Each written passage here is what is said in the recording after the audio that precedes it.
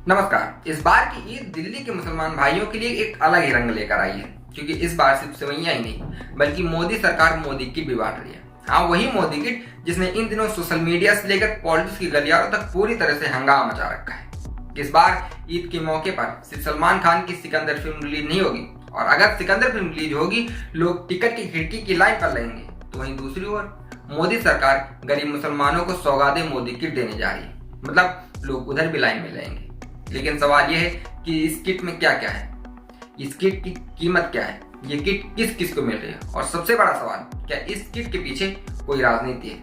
तो जानकारी के मुताबिक इस किट में 500 से लेकर 600 रुपए तक का सामान है, जिसमें सेवैयां, चीनी, बेसन, सूजी, मेवे और घर की महिलाओं के लिए एक जोड़ी कपड़े। मतलब सरकार का कहना है कि गरीब मुस्लिम परिवारों के लिए भारतीय जनता पार्टी की ओर से ये एक ईदी है। लेकिन जनाब विपक्ष इस पर आग बबूला हो गया।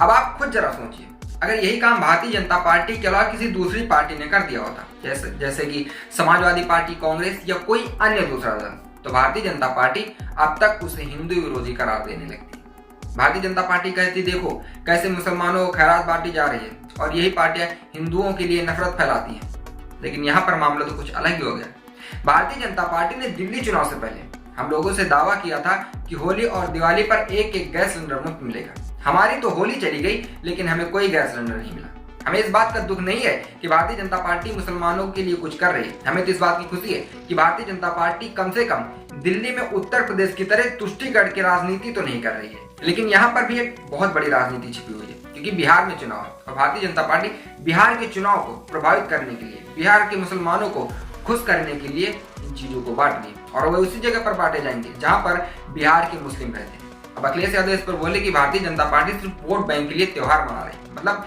कल तक जो पार्टी टोपी पहनने से नकारती थी, आज वो मुसलमानों के लिए किट बांट रही है। और सबसे बड़ा सवाल ये कि ये सौगात सिर्फ मुसलमानों को ही क्यों, बाकी धर्मों को किट क्यों नहीं?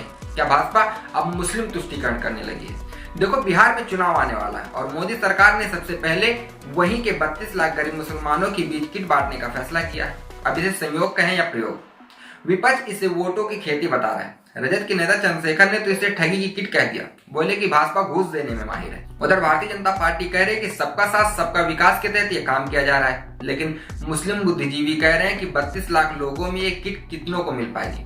ऊंट के मुंह में जीरा डालने जैसा है। और सबसे बड़ी बात, जिस बिहार को फोकस करने के लिए किट बांटी जा रही है, वही सबसे ज्यादा सवाल उठ रहे हैं। अब मायावती जी भी इस मुद्दे पर कूद पड़ी, बोली ये सब सिर्फ चुनावी फायदा उठाने के लिए किया जा रहा है, और असल में अल्पसंख्यकों की समस्याओं को कोई भी हल नहीं निकाला जा रहा है। अब सोचने वाली बात यह है कि क्या वाकई ये गरीब मुसलमानों की मदद के लिए किया जा रहा है, या सिर्फ वोटों की राजनीति का एक नया पैंतरा है। खैर, ईद पर लोग सेवैयां खाएंगे, सलमान खान की सिकंदर फिल्म देखेंगे, और मोदी सरकार की किट पर जरूर जमकर चर्चा होगी। लेकिन असली सवाल यही है, ये सौगात है या सियासत?